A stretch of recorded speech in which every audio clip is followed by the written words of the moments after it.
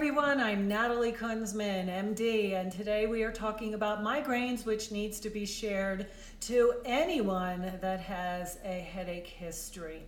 So the things that contribute to migraines are a family history. Sometimes aging will be associated with that, emotional anxiety, environmental factors such as the weather or changes in altitude. Of course, there may be some structural abnormalities in the brain. And then a big one, which is an imbalance of the brain chemicals such as serotonin. Now, hormonal changes that will vary rapidly with women may contribute. And of course, there are certain food or food additives that can act as triggers. So there is also the alcohol consumption and how it may relate, as well as stress, eye strain, and excessive blue light stimulation. There may be changes in sleep patterns that also will contribute to a headache. There are contraceptive hormonal changes that may contribute as well. Now, in the spiritual and energetic world, headaches sometimes may signal a resistance to your life stream or to the purpose of your incarnation. It may also imply that there's a resistance to change. And sometimes headaches are related to self-criticism and self-denigration. So also the lack of self-love or a strong anger towards a person can lead to an energetic blockage in the head area, causing severe headaches. So let's get down to it. A migraine, by its definition, typically can be one-sided in us adult folks and can be a steady state headache, or it can throb. Now, the reason it will be one-sided is because the locus coeruleus typically is the originator in the brain that starts the phenomenon. And a migraine can typically last from 1 to 3 days.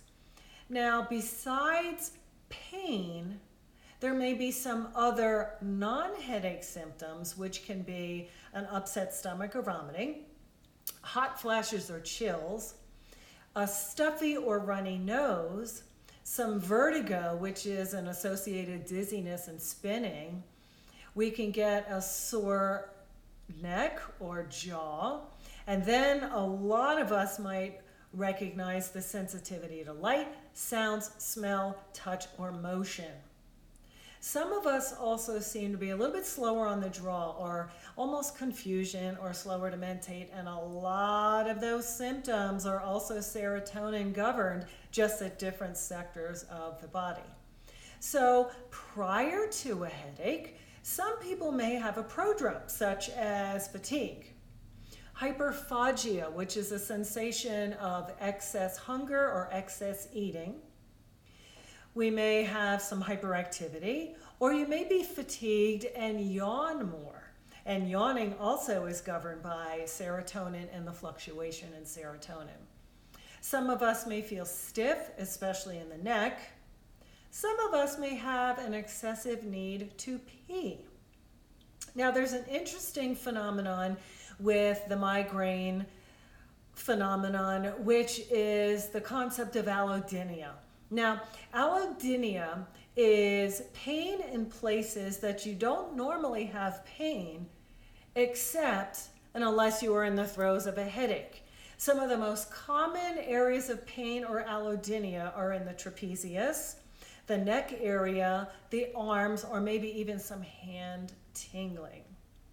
Now, there are some complicated migraines which will mimic stroke-like symptoms or other aggressive neurologic symptoms, and they may be double vision, a loss of any type of sensation, a headache also with weakness and ataxia, which is an unstable gait.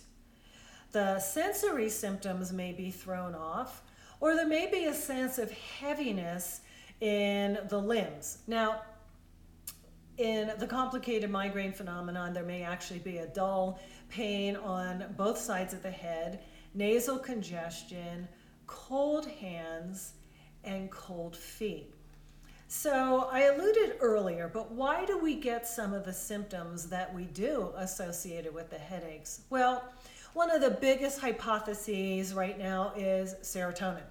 And serotonin is the neurotransmitter that's made in the brain, but also manufactured in the GI tract and the nervous system. And it's a chemical that acts on most of the brain cells and will influence mood, sexual desire, appetite, sleep habits, memory, learning, temperature regulation, and some social behaviors. So serotonin levels, to that note, can be modified with some behavioral interventions, some dietary supplementations, and some of the antidepressant drugs such as SSRIs, selective serotonin reuptake inhibitors, SNRIs, tricyclics, and MAO inhibitors. Now, people with low serotonin levels are definitely more likely to suffer from a variety of illnesses, including the migraine headache, but also a chronic headache, a chronic pain syndrome, depression, and insomnia. And it's believed to a degree that serotonin may cause the blood vessels in your head to contract and open, and can give some of that unbearable throbbing pain that comes with the migraine phenomenon. And since serotonin is a neurotransmitter that's involved with human emotion, it actually makes sense that emotionally arousing experiences, such as stress, such as hunger, such as exercise, and even sometimes fatigue, may trigger the migraine headache. And intriguingly, as I previously stated, these same events can also trigger the other serotonin-related issues such as irritable bowel, abdominal pain, cramping, bloated, gas, diarrhea, constipation. Now, how do we treat migraines? So this is where we will merge the disciplines between traditional and Western, as well as some Eastern. There are abortive medications, which are the anti-inflammatory medications, isometheptine, and those are used for some of the complicated migraines as well. Now, Botox has been used in multiple trials to treat at the occipital nerve area for prophylaxis of those really refractory cases. And then, of course, we would want to be careful with the anti-inflammatories because that can alter the gut system, which is also needed to help us absorb the amino acids to make serotonin. Plus, it unfortunately can alter our gut microbiome. So we need to use those cautiously and infrequently. Now, of course, diet will play a role, such as the avoidance of dietary triggers in the treatment of migraine patients. And on a secondary note related to food, there may actually be triggers of food intolerances, but also histamine plays a big role in migraineurs who are very histamine sensitive. And histamine sensitive or histamine rich foods are the fermented foods, which will include your wine and your beer family, some of the fishes, the shellfishes, avocados, onions, garlic. And then we have the food-related substances related to coffee and caffeine, which, in addition to the alcohol, can deplete magnesium. And magnesium is needed to stabilize the synapses in the brain. So then we have some of the basic sedative medications such as butalbital, and that will just shut down the brain from most of its perception in general, but doesn't necessarily alter serotonin. Now, there are the prophylactic regimens, which will be the food avoidances, chocolate, red wine. Again, chocolate is high in histamine, red wine, also high in histamine. Then we can get into our integrative techniques, such as magnesium, which is a key component and a key mineral used to prevent the migraine attacks. But also, while you are in the throes of a headache, higher doses of magnesium may help abort the headache. Now, we also have riboflavin, which is a B2 vitamin, which has been shown to prevent migraine attacks.